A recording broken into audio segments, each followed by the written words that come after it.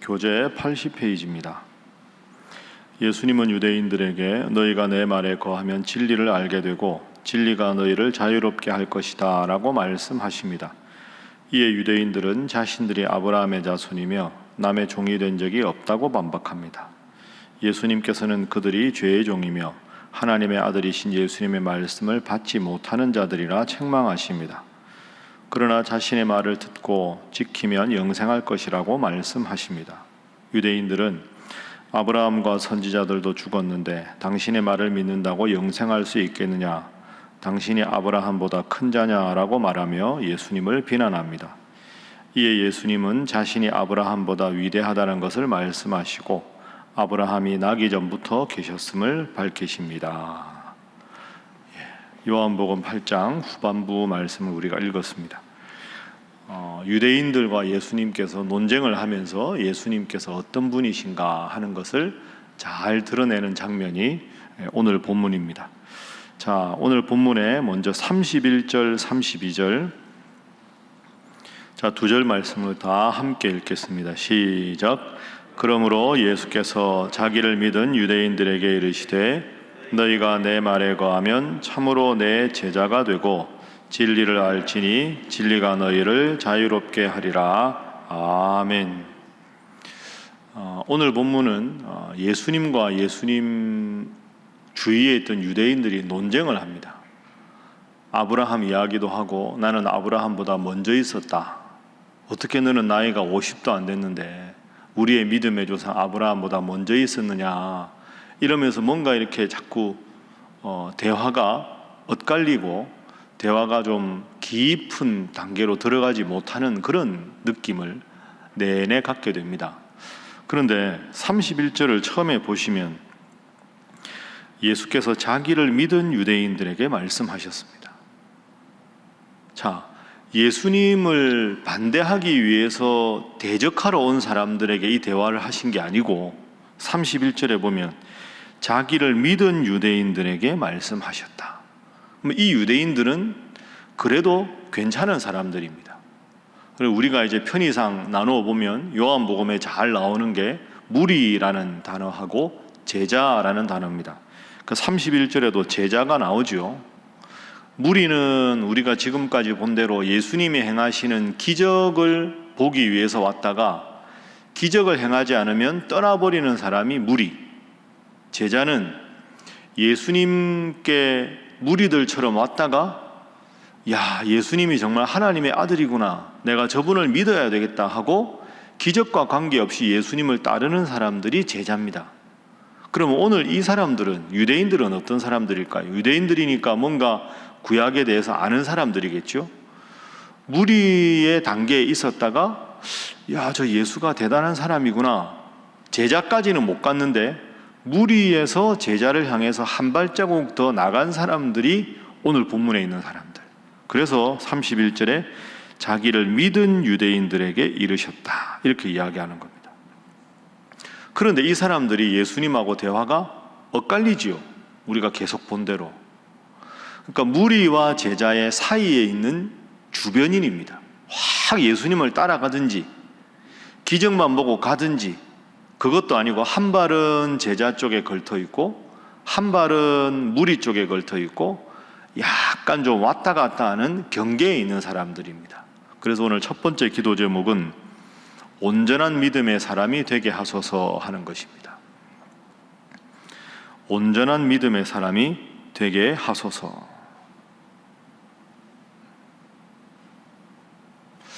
딱 지금 경계에 있는 사람들, 그러니까 이 사람들은 조금 시험이 오면 다시 무리로 갈 수도 있는 사람들이고, 여기서 좀 더 믿음을 깊이 가지면 제자가 될 수도 있는 사람들이고, 그러니까 예수님을 믿는 걸로 하면 제가 요즘 자주 드는 비유로 마음 중심에 예수님을 딱 모신 건 아니고 저 예수가 대단하긴 하다, 뭔가 좀 궁금하다, 좀 믿어봐야 되겠다 하고 자기 마음에 예수님이 조금 슬며시 자리를 잡는 단계가 이 사람들입니다. 그럼 지금 예수님은 이들과 논쟁한 이유가 뭡니까? 너희는 지금 경계에 서 있다. 경계에서 나의 말씀을 마음 중심에 딱 모셔서 확고부동하게 예수님을 구원자로 믿는 제자가 되라, 이렇게 요구하는 것이고, 이들은 반신반의하면서 끝없이 예수님과 논쟁을 하면서 주위에 있는 사람들, 그러다가 이렇게 갈 수도 있고 이렇게 갈 수도 있고. 그래서 오늘 본문은 우리에게 이런 질문을 하는 겁니다. 우리는 지금 어떤 상태에 있는가? 나는 온전한 제자인가? 믿긴 믿지만 믿음의 능력을 발휘하지 못하는 본문의 유대인들인가?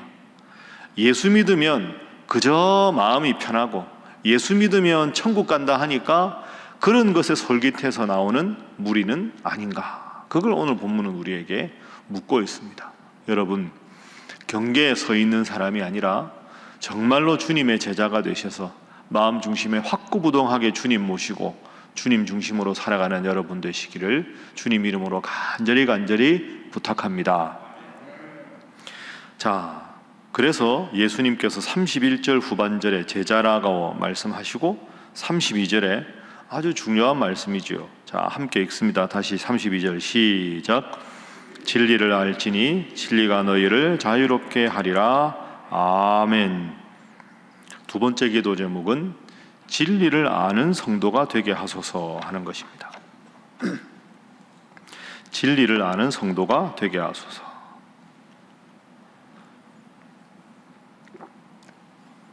그러니까 31절 마지막에 제자라는 단어하고 32절에 진리를 안다 하는 단어가 서로 연결이 되는 거죠. 여러분, 여기 32절에 하나 기억해야 될 게 진리를 안다 하는 겁니다. 진리는 하나님 말씀이고 예수님의 말씀이지요. 근데 진리를 안다 할 때 이 안다라는 헬라어 단어가 기노스코라는 단어입니다. 기노스코. 근데 안다라는 단어가 헬라어로 두 개가 있습니다. 호이다라는 단어가 있고 기노스코라는 단어가 있습니다. 그러니까 호이다라는 단어는 저 예수의 말이 꽤 괜찮은 말이구나, 지난주에 제가 설교한 걸로 생각하면 믿음은 지적 동의를 넘어선다, 믿기 때문에 삶이 달라지는 것까지가 믿음이다, 이 말씀 드렸는데, 호이다라는 단어는 이해하다 하는 단어입니다. 근데 오늘 32절에 보면 진리에 대해서 알지니 이렇게 말하지 않습니다. 진리에 대해서 아는 게 호이다고요, 진리를 아는 게 기노스코입니다. 어떻게 다르냐? 진리에 대해서 아는 거, 저 예수가 하는 말이 대단한데 상당히 설득력이 있네, 이해하네, 이렇게 머릿속으로 이해한다 하는 겁니다. 근데 예수님은 그걸 원하신 게 아닙니다. 이 유대인들이 지금 왜 예수님을 믿었다고 생각했을까요? 저 예수가 하는 말 들어보니까 성경에 대해서, 구약에 대해서 꽤 많이 아네. 저 예수가 아는 성경 지식이 대단한데 하나님에 대해서 이야기하는 것이 보통 사람 같지 않아. 저 사람 꽤 대단한 것 같아 하고 머릿속으로 예수님에 대해서 이해가 가는 겁니다. 근데 예수님은 그게 아니라는 거죠. 내 생각이 중심이 돼서 내가 이해가 되면 예수님 믿고, 내 이해가 예수님의 마음하고 다르면 예수님을 버려버리는 건 안 된다. 진리를 알아라. 기노스코라는 단어는 정확하게 번역하면 동침하다 하는 단어입니다. 그래서 마태복음에 가브리엘 천사가 마리아에게 나타나서 너는 동정녀지만 성령으로 잉태할 것이다, 하나님의 아들 구원자를 낳을 것이다, 그렇게 이야기하죠. 그렇게 했을 때 마리아가 그 말을 처음에 못 믿다가 믿고는 주의 계집종이니 주께서 내게 하신 말씀이 그대로 이루어지이다 라고 믿습니다. 그리고는 아이를 낳기까지 동침치 아니하니라 하다, 동침하다가 기노스코입니다. 그러니까 동침하다 하는 것은 너와 내가 온전히 하나 된다 하는 뜻이죠. 그러니까 예수님은 지금 이 사람들에게 이렇게 이야기하는 겁니다. 너희는 주변인이다. 무리가 아닌 점에서는 훌륭하지만 나에 대해서 그냥 이해가 간다, 이 단계로는 구원 얻을 수 없다. 한 단계 더 나가서 주님의 말씀이 너희 안에 있고 너희 안에 주님의 말씀이 있는, 주님과 너가 스스로 하나가 되는, 온전히 하나 되는 주님을 아는 단계, 진리를 아는 단계에 나가야 한다. 그러니까 여러분, 이해한다는 건 여전히 중심이 나잖아요. 내가 이해하고 내가 이해가 안 되면 버리는 건데, 예수님은 그게 아니라는 거죠. 마음 딱 중심에 주님을 모셔라. 내가 이해되지 않으면 주님께 묻고, 그래서 주님 말씀이 계속 내 마음 중심에 자리 잡게 해라. 너희가 내 안에 거하면 참 내 제자가 되고, 내 마음 중심에 변함없이 주님을 모시는 것이 제자다. 그렇게 되어야 너희가 주님 앞에서 자유롭게 된다. 그래서 제가 말씀드린 대로 두 번째가 진리를 아는 성도가 되게 하소서, 이렇게 말씀드린 거죠.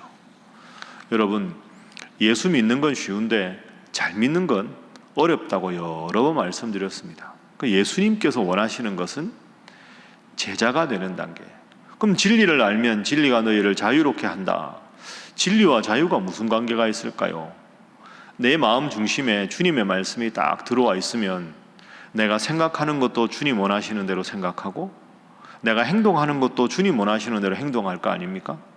그런데 내가 바라는 대로 일이 안 됐습니다. 그러면 이런 제자들은 어떻게 생각할까요? 결과에 대해서 집착하는 게 아니라 주님의 또 다른 계획이 있으시겠지 하고 여전히 주님을 믿게 되고, 결과가 내가 원하는 대로 잘 되고 나면 이건 내가 한 게 아니라 마음 중심에 계신 주님이 하신 거니까 주님의 뜻대로만 살아야지. 그럼 늘 결과에 관계없이 마음이 평안합니다. 그게 자유로운 상태라는 거죠. 주님을 내 마음 중심에 모시면, 진리대로 살아가면 결과에 관계없이, 주위의 상황에 관계없이 늘 마음의 평안과 자유를 얻게 된다. 우리가 사실은 이 단계에 나가도록 노력하는 것이 예수를 잘 믿는 일 아니겠습니까? 오늘 이 8장 32절 말씀, 중요한 말씀 꼭 생각하시고 여러분의 도전 과제로 삼으셔서 진리를 알고 주님 말씀이 주는 참 자유 안에 거하는 여러분 되시기를 주님 이름으로 축복합니다. 자, 그리고 이제 계속 논쟁이 됩니다. 한번 쭉 보십시오. 37절에 나도 너희가 아브라함의 자손인 줄 아노라.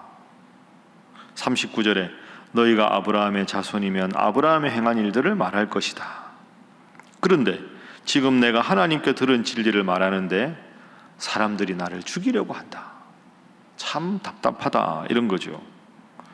그래서 쭉 예수님께서 계속해서 논쟁을 하십니다.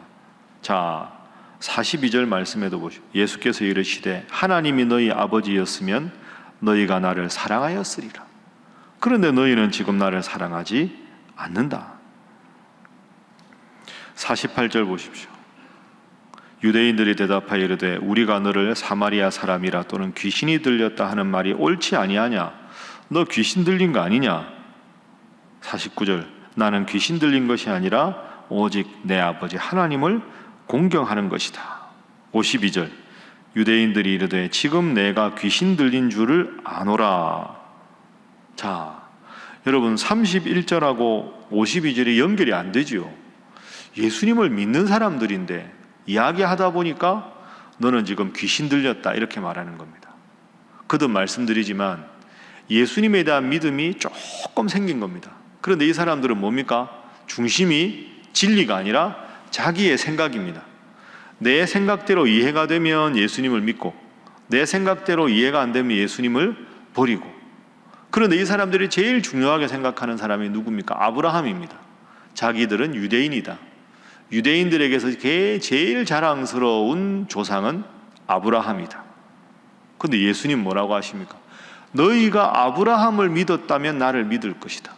나는 아브라함보다 먼저 있었다. 여기서 부딪히는 겁니다.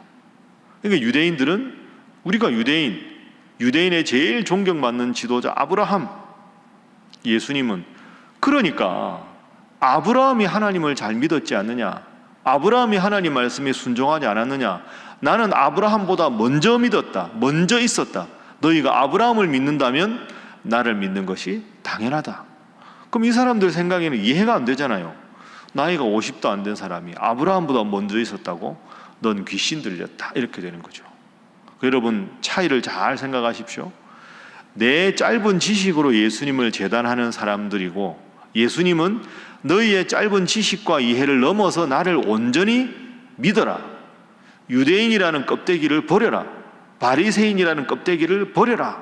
오직 나의 말씀을 그대로 순종하라. 지금 여기서 예수님을 바라보고 있지만 예수님을 제대로 믿지 못하고 있는 것에 대한 안타까움이 예수님의 마음입니다. 그래서 세 번째 기도 제목은 지금 이 자리에서 칭찬받는 성도가 되게 하소서 하는 겁니다. 지금 이 자리에서 칭찬받는 성도가 되게 하소서. 지금 이 자리가 뭡니까?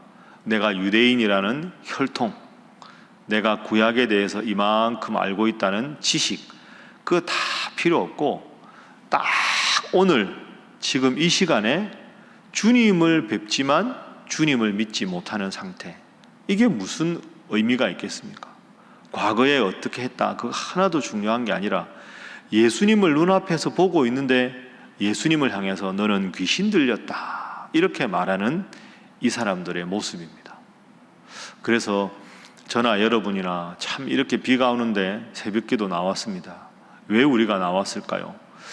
끊임없이 마음 중심에 주님 말씀대로 살아야 한다는 건 머릿속으로 이해가 되는데 이걸 매일매일 연습하지 않으면 자꾸 세상적인 걱정이 나에게 엄습하면 마음 중심에 있는 주님의 말씀을 자꾸 밀어내려고 합니다. 끊임없이 주님 앞에 나와서 다시 중심에 뭐가 있는지 돌아보고 다시 중심에 주님이 계시도록 계속 오늘도 내일도 매일 그 순간 그 순간에 노력을 해야 되는 거죠. 과거에 어떻게 했다, 내가 얼마나 예수 믿었다, 하나도 중요한 게 아닙니다. 자, 말씀을 정리해 보겠습니다. 오늘은 어떤 믿음을 가져야 하느냐?